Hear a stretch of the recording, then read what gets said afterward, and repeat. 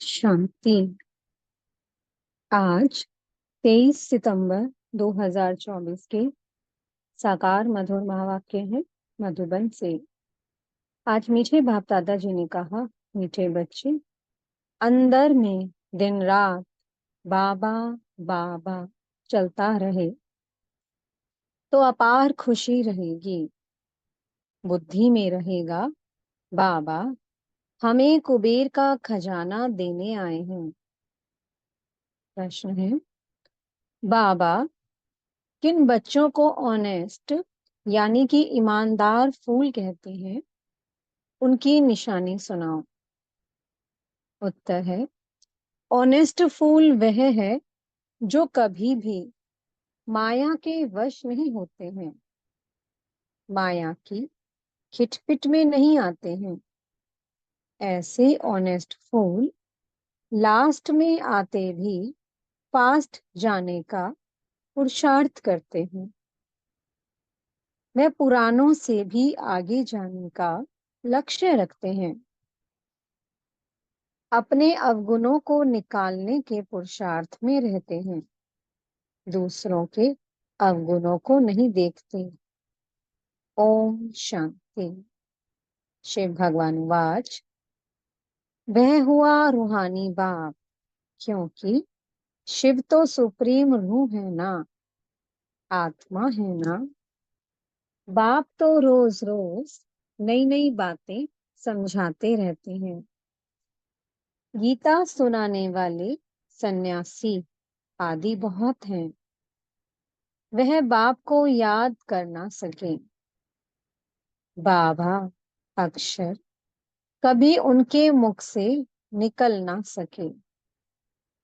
ये अक्षर है ही ग्रस्त मार्ग वालों के लिए, वह तो है निर्वर्ती मार्ग वाले। वह ब्रह्म को ही याद करते हैं, मुख से कभी शिव बाबा नहीं कहेंगे।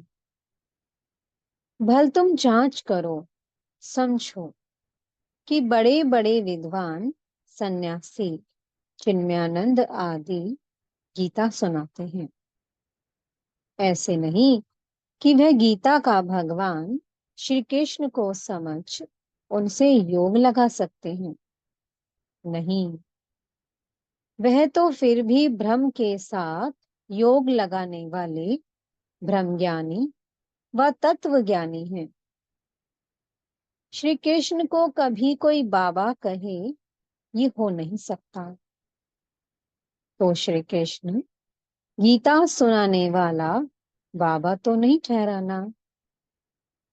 शिव को सब बाबा कहते हैं, क्योंकि वह सब आत्माओं का बाप है।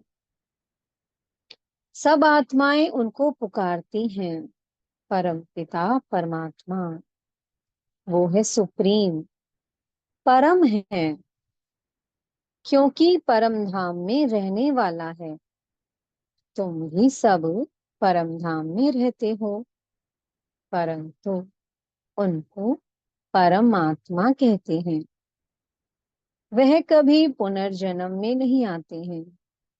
खुद कहते हैं, मेरा जन्म दिव्य और अलौकिक है। ऐसा कोई रथ में प्रवेश कर तुमको विश्व का मालिक बनने की युक्ति बताए, ये और कोई हो नहीं सकता। तब बाप कहते हैं, मैं जो हूं, जैसा हूं, मुझे कोई भी नहीं जानते। मैं जब अपना परिचय दूं, तब जान सकते हैं। ये ब्रह्म को अथवा तत्वों को मानने वाले श्री कृष्ण को फिर अपना बाप कैसे मानेंगे? आत्माएं तो सब बच्चे ठहरे ना। श्री कृष्ण को सब पिता कैसे कहेंगी? ऐसे थोड़ी कहेंगी कि श्री कृष्ण सबका बाप है, हम सब ब्रदर्स हैं। ऐसे भी नहीं कि श्री कृष्ण सर्वव्यापी है। सब श्री कृष्ण थोड़े ही हो सकते हैं। अगर सब श्री कृष्ण हो तो उनका बाप भी चाहिए। मनुष्य बहुत भूले हुए हैं, नहीं जानते हैं। तब तो कहते हैं मुझे कोटों में कोई जानते हैं। श्री कृष्ण को तो कोई भी जान लेंगे, सब विलायत वाले भी उनको जानते हैं। लॉर्ड कृष्णा कहते हैं ना, चित्र भी है, असली चित्र तो है नहीं। भारतवासियों से सुनते हैं इनकी बहुत पूजा होती है, तो फिर गीता में ये लिख दिया है श्री कृष्ण भगवान। अब भगवान को भला लॉर्ड कहा जाता है क्या? लॉर्ड कृष्णा कहते हैं ना।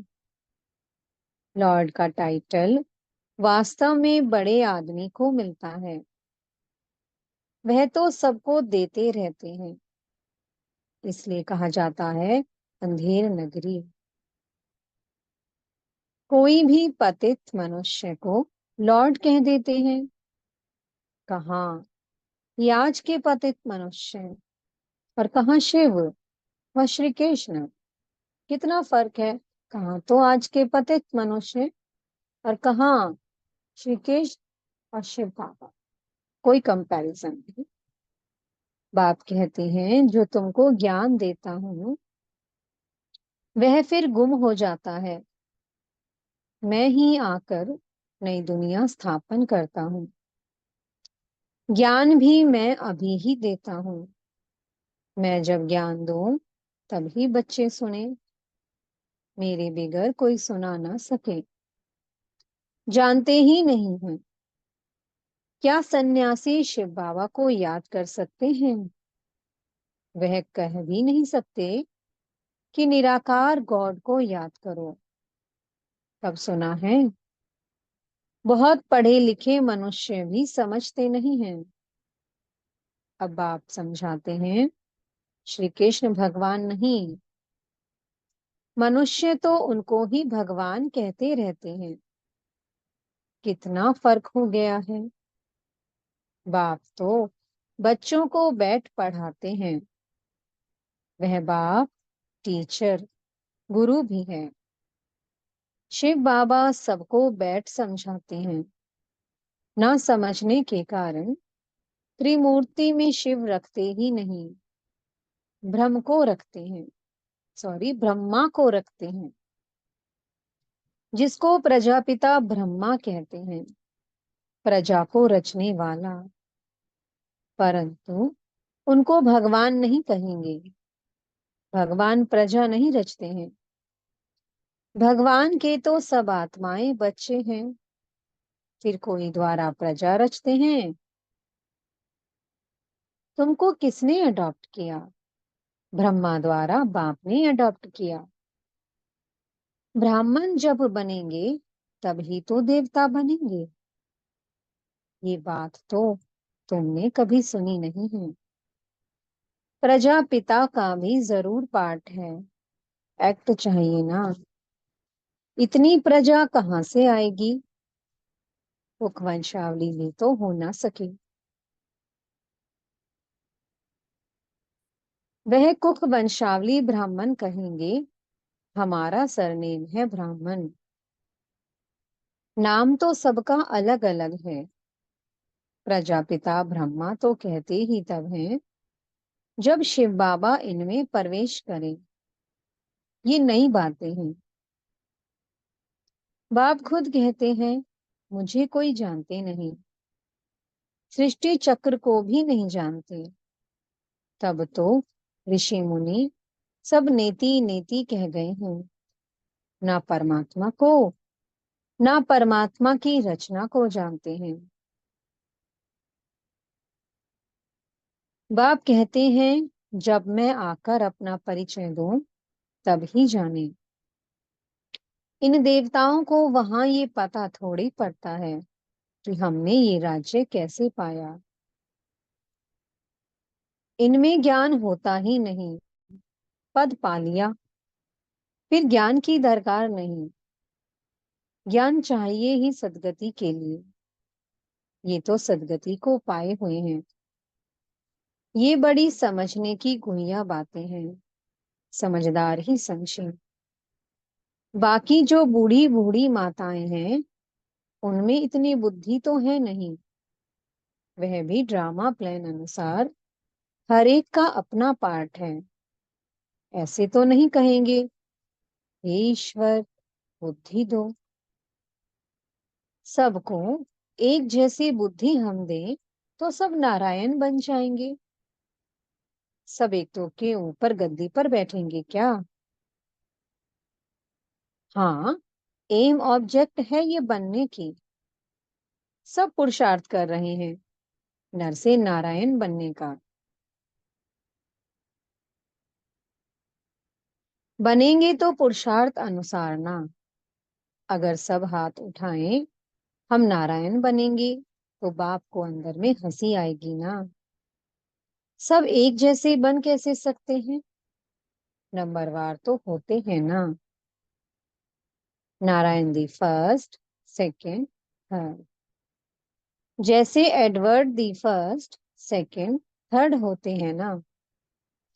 भल एम ऑब्जेक्ट ये है, परंतु खुद समझ सकते हैं ना कि चलन ऐसी है तो क्या पद पाएंगे।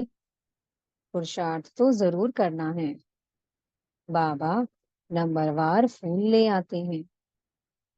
नंबरवार फूल दे भी सकते हैं, परंतु ऐसे करते नहीं, पंक हो जाएंगे।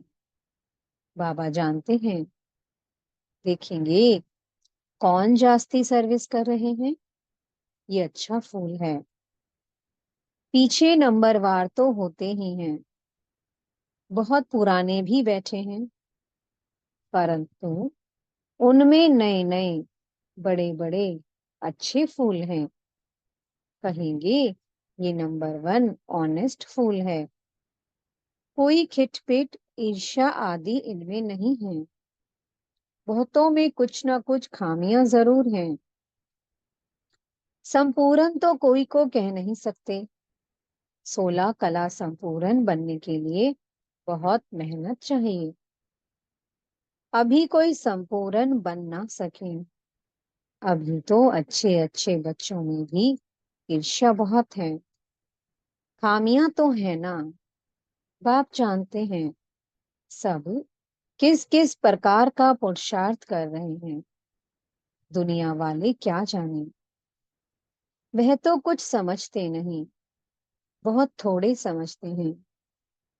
गरीब झट समझ जाते हैं। बेहद का बाप आया हुआ है पढ़ाने। उस बाप को याद करने से हमारे पाप कट जाएंगे। हम बाप के पास आए हैं।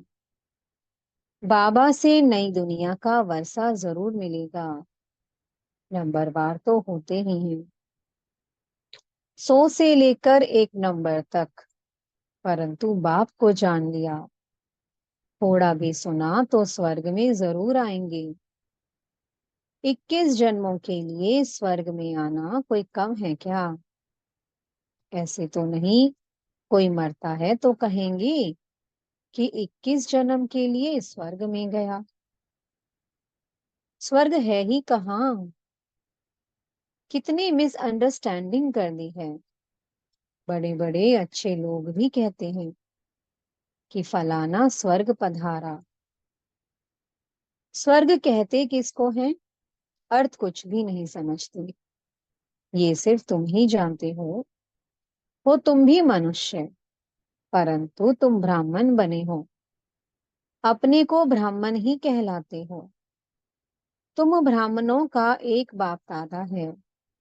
तो सन्यासियों से भी तुम पूछ सकते हो कि ये जो महावाक्य व भगवानुवाच है कि देह सहित देह के सब धर्म छोड़ मामेकम याद करो, क्या ये श्री कृष्ण कहते हैं मामेकम याद करो? तुम श्री कृष्ण को याद करते हो क्या? कभी नहीं हाँ कहेंगे, वहां ही प्रसिद्ध हो जाएं। परंतु बिचारी अबलाएं जाती हैं, वह क्या जाने। वह अपने फॉलोअर्स के आगे क्रोधित हो जाते हैं। दुर्वासा का नाम भी है ना, उनमें अहंकार बहुत रहता है। फॉलोअर्स हैं ढेर, भक्ति का राज्य है ना, उनसे पूछने की कोई में ताकत नहीं रहती है। नहीं तो उनको कह सकते हैं, तुम तो शिव बाबा की पूजा करते हो। अब भगवान किसको कहेंगे? क्या ठिक्कर बित्तर में भगवान है? आगे चल इन सब बातों को समझेंगे। अभी नशा कितना है। हैं सभी पुजारी, पूज्य नहीं कहेंगे। बाप कहते हैं, मेरे को विरला कोई जानते हैं। मैं जो हूं जैसा हूं, तुम बच्चों में भी विरले कोई एक्यूरेट जानते हैं। उनको अंदर में बहुत खुशी रहती है, ये तो समझते हैं ना। बाबा ही हमको स्वर्ग की बादशाही देते हैं, कुबेर के खजाने मिलते हैं। अल्लाह अवलदीन का भी खेल दिखाते हैं ना। ठका करने से खजाना निकल आया, बहुत खेल दिखाते हैं। खुदा दोस्त बादशाह क्या करते थे, उस पर भी एक कहानी है। पुल पर जो आता था, उनको एक दिन की राजाई दे रवाना कर देता था। ये सब है कहानियां। अभी बाप समझाते हैं, खुदा तुम बच्चों का दोस्त है। इनमें परवेश कर तुम्हारे साथ खाते पीते हैं, खेलते भी हैं। शिव बाबा का और ब्रह्मा बाबा का रथ एक ही है, तो जरूर शिव बाबा भी खेल तो सकते होंगे ना। बाप को याद कर खेलते हैं, तो दोनों इसमें हैं, है तो दोनों ना, बाप और दादा। परंतु कोई भी समझते नहीं है। कहते हैं, रथ पर आए तो वह फिर घोड़े गाड़ी का रथ बना दिया है। ऐसे भी नहीं कहेंगे कि श्री कृष्ण में शिव बाबा बैठ ज्ञान देते हैं। वो फिर कह देते हैं, श्री कृष्ण भगवानुवाच। ऐसे तो नहीं कहते, ब्रह्मा भगवानुवाच। नहीं, ये है रथ, शिव भगवानुवाच। बाप बैठ तुम बच्चों को अपना और रचना के आदि मध्य अंत का परिचय, ड्यूरेशन बताते हैं। जो बात कोई भी नहीं जानते, सेंसिबल जो होंगे वह बुद्धि से काम लेंगे। सन्यासियों को तो सन्यास करना है। तुम भी शरीर सहित सब कुछ सन्यास करते हो। जानते हो, ये पुरानी खल है। हमको तो अब नई दुनिया में जाना है। हम आत्मा यहाँ की रहने वाली नहीं है, यहाँ पाठ बजाने आए हैं। हम रहवासी परमधाम के हैं, ये भी तुम बच्चे जानते हो। वहां निराकारी झाड़ कैसा है, सभी आत्माएं वहां रहती हैं। ये अनादि ड्रामा बना हुआ है, कितनी करोड़ों जीवात्माएं हैं। इतने सब कहाँ रहते हैं? निराकारी दुनिया में। बाकी ये सितारे तो आत्मा नहीं है। मनुष्यों ने तो इन सितारों को भी देवता कह दिया है, परंतु वह कोई देवता है नहीं। ज्ञान सूर्य तो हम शिव बाबा को कहेंगे, तो उनको फिर देवता थोड़े कहेंगे। शास्त्रों में तो क्या क्या बातें लिख दी हैं। ये है सब भक्ति मार्ग की सामग्री, जिससे तुम नीचे ही गिरते आए हो। 84 जन्म लेंगे तो जरूर नीचे उतरेंगे ना। अभी ये है आयरन एजेड दुनिया। सत्युग को कहा जाता है गोल्डन एजेड दुनिया। वहां कौन रहते थे? देवताएं। वो कहाँ गए, ये किसको भी पता नहीं है। समझते भी हैं, पुनर्जन्म लेते हैं। बाप ने समझाया है, पुनर्जन्म लेते लेते देवता से बदल हिंदू बन गए हैं, पतित बने हैं ना। और किसका भी धर्म बदली नहीं होता, सिर्फ देवी देवताओं का ही धर्म बदला। कहाँ तो देवी देवता धर्म था और कहाँ हिंदू कहलाने लगे। इन्हों का धर्म क्यों बदली होता है, किसको पता नहीं है। बाप कहते हैं धर्म भ्रष्ट, कर्म भ्रष्ट हो गए हैं। देवी देवता थे तो पवित्र जोड़े थे, फिर रावण राज्य में तुम अपवित्र बन गए हो तो देवी देवता कहला ना सके, इसलिए नाम पड़ गया है हिंदू। देवी देवता धर्म श्री कृष्ण भगवान ने नहीं स्थापन किया, जरूर शिव बाबा ने ही आकर किया होगा। शिव जयंती शिवरात्रि भी मनाई जाती है, परंतु उसने क्या आकर किया ये किसको भी पता नहीं है। एक शिव पुराण भी है, वास्तव में शिव की एक गीता ही है जो शिव बाबा ने सुनाई है, और कोई शास्त्र है नहीं। तुम कोई भी हिंसा नहीं करते हो, तुम्हारा कोई शास्त्र तो बनता नहीं है। तुम नई दुनिया में चले जाते हो, सतयुग में कोई भी शास्त्र गीता आदि होता नहीं। वहां कौन पढ़ेंगे, वह तो कह देते ये वेद शास्त्र आदि परंपरा से चले आते हैं, उन्हों को कुछ भी पता नहीं है। स्वर्ग में कोई शास्त्र आदि होता नहीं। बाप ने तो देवता बना दिया, सबकी सदगति हो गई, फिर शास्त्र पढ़ने की क्या दरकार है। वहां शास्त्र होते नहीं। अभी बाप ने तुम्हें ज्ञान की चाबी दी है, जिससे बुद्धि का ताला खुल गया है। पहले ताला एकदम बंद था, कुछ भी समझते नहीं थे। अच्छा, मीठे मीठे सिक्के लधे बच्चों प्रति माता पिता बाप दादा का याद प्यार और गुड मॉर्निंग। रूहानी बाप की रूहानी बच्चों को नमस्ते। हम रूहानी बच्चों की मीठे रूहानी बाप दादाजी को बहुत बहुत याद प्यार, गुड मॉर्निंग और नमस्ते। धारणा के लिए मुख्य सार है।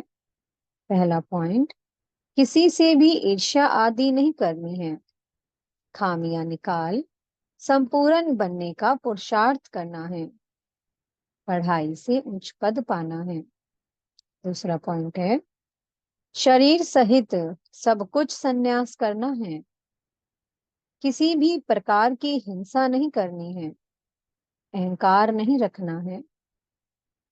मीठे सतगुरु जी वरदान दे रहे हैं, अविनाशी और बेहद के अधिकार की खुशी व नशे द्वारा सदा निश्चिंत भवा। दुनिया में बहुत मेहनत करके अधिकार लेते हैं, आपको बिना मेहनत के अधिकार मिल गया। बच्चा बनना अर्थात अधिकार लेना। वाह, मैं श्रेष्ठ अधिकारी आत्मा। इस बेहद के अधिकार के नशे और खुशी में रहो तो सदा निश्चिंत रहेंगे। ये अविनाशी अधिकार निश्चित ही है। जहां निश्चित होता है वहां निश्चिंत होते हैं। अपनी सर्व जिम्मेवारियां बाप हवाले कर दो तो सब चिंताओं से मुक्त हो जाएंगे। स्लोगन है, जो उदार चित्त विशाल दिल वाले हैं वही एकता की नींव है। ओम शांति। बहुत बहुत शुक्रिया प्यारे प्यारे हमारे मीठे मीठे बाप दादा जी का। ओम शांति।